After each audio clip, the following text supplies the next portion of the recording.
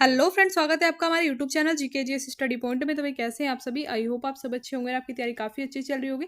तो भाई आज हम लेकर के आ गए हैं आपके लिए दिल्ली पुलिस एग्जाम के लिए प्रीवियस ईयर प्रैक्टिस सेट, जो कि आपके लिए काफ़ी इंपॉर्टेंट रहने वाला है। और भाई आज का जो प्रैक्टिस सेट रहने वाला है वो रहने वाला है 12वें नंबर का प्रैक्टिस सेट।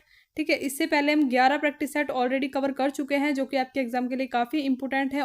यहाँ से क्वेश्चन आपके एग्जाम में बार बार रिपीट होते हैं। तो भाई प्लीज़, अगर आपने नहीं देखे हैं तो आप चैनल पे जाकर के वो 11 प्रैक्टिस सेट भी जरूर से देख लीजिएगा। और आज के इस प्रैक्टिस सेट को मिस बिल्कुल मत कीजिएगा, क्योंकि एक एक क्वेश्चन को फैक्ट वाइज और सभी पॉइंट के साथ कवर करने वाले हैं, तो मोस्ट इंपोर्टेंट रहने वाला है आपके लिए। तो भाई वीडियो को लास्ट तक वॉच कीजिएगा, और अगर वीडियो अच्छी लगे तो वीडियो को लाइक एंड शेयर भी जरूर से कर दीजिएगा।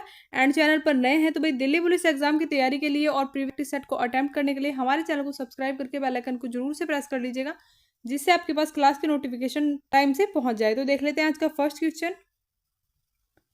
निम्नलिखित में से अशोक के किस प्रमुख शिलालेख में कलिंग युद्ध का उल्लेख किया गया है? तो भी बात करें अशोक के किस शिलालेख में कलिंग युद्ध का उल्लेख किया गया है, तो ऑप्शन सी आपका राइट आंसर हो जाएगा। 11वें शिलालेख में कलिंग युद्ध का उल्लेख किया गया है। ठीक है, तो भाई मैं आपको बताऊं कि अशोक के 33 अभिलेख प्राप्त होते हैं। ठीक है, कुल 33 अभिलेख हैं अशोक से संबंधित, तो भाई ये नोट डाउन कर लीजिएगा आप। ठीक है, और अगर हम बात करें तो इनमें से 14 जो है शिलालेखों में विभाजित किए गए हैं, 7 स्तंभ अभिलेखों में और कुछ लघु शिलालेखों में विभाजित किए गए हैं। ठीक है, तो इस टाइप से आपको ये याद रखना है, मोस्ट इंपोर्टेंट है आपके एग्जाम के लिए।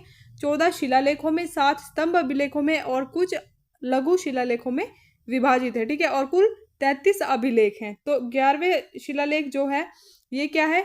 कलिंग युद्ध का उल्लेख इसमें किया गया है। बढ़ते हैं नेक्स्ट क्वेश्चन की ओर। कनाडा के 24वें प्रधानमंत्री पद की शपथ मार्च 2025 में किसने ली है?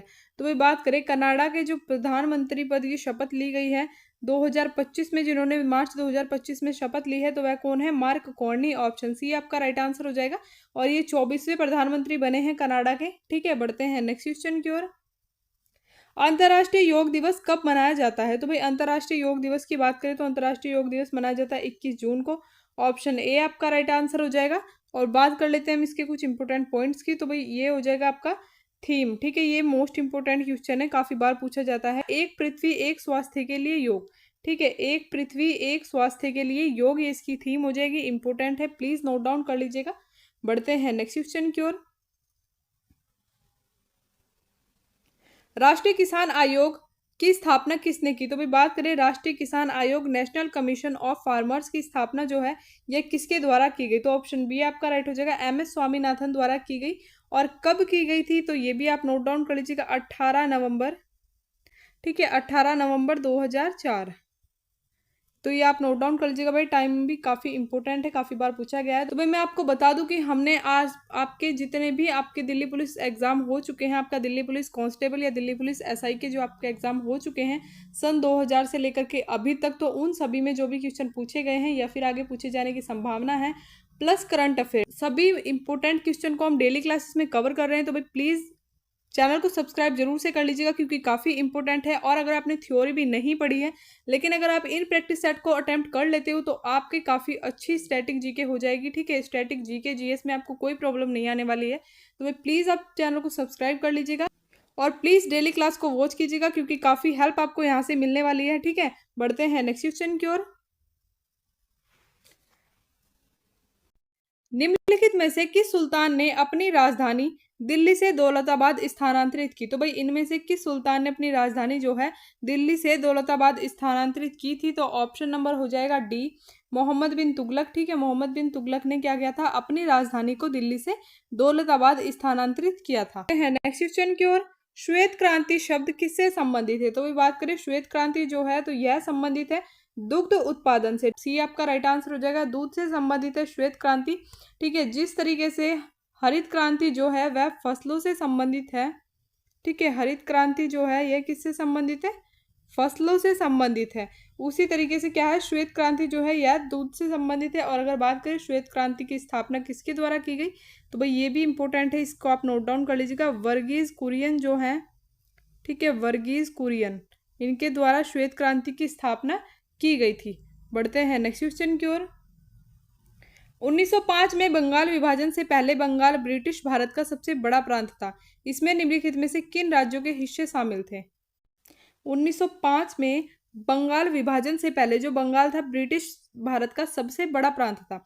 तो इसमें कौन कौन से राज्य शामिल थे? तो ऑप्शन बी हो जाएगा, बिहार और उड़ीसा शामिल थे बंगाल में। ठीक है, बंगाल विभाजन से पहले आप बात कर सकते हैं 1905 से पहले। लेकिन अगर बात करें बिहार कब अलग हुआ, तो भाई बिहार अलग हुआ था 1912 में। बिहार अलग हुआ था 1912 में। वहीं अगर हम बात करें उड़ीसा की, तो भाई उड़ीसा अलग हुआ था 1936 में। ठीक है, बिहार से अलग हुआ था 1936 में। तो भाई प्लीज आप ये नोट डाउन कर लीजिएगा। बढ़ते हैं नेक्स्ट क्वेश्चन की ओर। दुनिया भर की जासूसी संस्थाओं के प्रमुखों का सम्मेलन भारत की किस जगह पर मार्च में आयोजित किया गया? तो भाई बात करें दुनिया भर में जासूसी संस्थाओं के प्रमुखों का सम्मेलन जो है भारत के किस जगह पर मार्च 2025 में हुआ था? तो दिल्ली में हुआ। ऑप्शन ए आपका राइट आंसर हो जाएगा। और डेट की बात करें तो भाई ये हो जाएगा आपका 16 मार्च। ठीक है, 16 मार्च 2025 को इसको आयोजित किया गया था दिल्ली में। बढ़ते हैं नेक्स्ट क्वेश्चन की ओर। निम्नलिखित में से कौन सी नदी भारत में कर्क रेखा के उत्तर में बहती है? तो भाई इनमें से कौन सी नदी है जो भारत में कर्क रेखा के उत्तर में बहती है? तो ऑप्शन नंबर हो जाएगा आपका डी, यमुना नदी जो है यह क्या है, यह बहती है भारत में कर्क रेखा के उत्तर में। और अगर हम बात करें यमुनोत्री का जो उद्गम स्थल है, तो भाई उद्गम स्थल है यमुनोत्री ग्लेशियर। ठीक है, यमुनोत्री ग्लेशियर। ठीक है, तो ये आप नोट डाउन करते चलेगा एक एक चीजों को। यमुनोत्री ग्लेशियर हो जाएगा यमुना नदी का जो है उद्गम स्थल। बढ़ते हैं नेक्स्ट क्वेश्चन की ओर। भारतीय संविधान का कौन सा अनुच्छेद राज्य द्वारा संचालित शिक्षण संस्थानों में कोई भी धार्मिक शिक्षा प्रदान करने पर रोक लगाता है? तो भाई बात करें इनमें से भारतीय संविधान का कौन सा अनुच्छेद है जो राज्य द्वारा संचालित शिक्षण संस्थाओं में कोई भी धार्मिक शिक्षा प्रदान करने पर रोक लगाता है? तो भाई धार्मिक शिक्षा प्रदान करने पर रोक कौन सा अनुच्छेद द्वारा लगाई जाती है? तो भाई अनुच्छेद 28 जो है यह पूर्णतः रोक लगाता है धार्मिक शिक्षा प्रदान करने पर। ठीक है, ऑप्शन बी आपका राइट आंसर हो जाएगा। और अगर हम बात करें अनुच्छेद 29 की, ठीक है, तो ये आप नोट डाउन कर लीजिएगा। इंपोर्टेंट पॉइंट को आप नोट डाउन प्लीज करते चलिएगा। ठीक है, अल्पसंख्यकों के हितों का संरक्षण इसमें शामिल किया गया है। ठीक है, अनुच्छेद 29 में, जिसमें कि क्या शामिल है, भाषा, लिपि और संस्कृति। ठीक है, इसमें शामिल है भाषा, लिपि, संस्कृति। अगर हम बात कर लेते हैं अनुच्छेद 30 की, तो अनुच्छेद 30 में क्या है, अल्पसंख्यकों को शिक्षण संस्थानों की स्थापना एवं संचालन का अधिकार दिया गया है। ठीक है, अल्पसंख्यकों को क्या दिया गया है, शिक्षण संस्थानों की स्थापना और संचालन का अधिकार दिया गया है। वहीं अगर हम बात करें अनुच्छेद 31 की, तो भाई अनुच्छेद 31 जो है यह पहले क्या था, संपत्ति का अधिकार था। बाद में 44वां संविधान संशोधन 1978, ठीक है, 44वां संविधान संशोधन 1978 जो हुआ था, इस भाग 12 के अनुच्छेद 301 में शामिल कर दिया गया, जो संपत्ति का अधिकार था उसको। ठीक है, अनुच्छेद 301 में शामिल कर दिया गया था भाग 12 में, और इसको क्या बना दिया गया, वैधानिक अधिकार बना दिया गया। तो भाई प्लीज आप नोट डाउन कर लीजिएगा। बढ़ते हैं नेक्स्ट क्वेश्चन की ओर। चंद्रगुप्त द्वितीय विक्रमादित्य के बाद गुप्त साम्राज्य का शासन किसने संभाला? तो भाई बात करें चंद्रगुप्त द्वितीय या फिर विक्रमादित्य जिन्हें कहा जाता है, इसके बाद गुप्त साम्राज्य का जो शासन था वह किसने संभाला? तो वह संभाला था कुमारगुप्त प्रथम ने। ऑप्शन सी आपका राइट आंसर हो जाएगा। और अगर बात करें ऑक्सफोर्ड ऑफ महायान, ठीक है, ऑक्सफोर्ड ऑफ महायान किसे कहा जाता है, ऑक्सफोर्ड ऑफ महायान,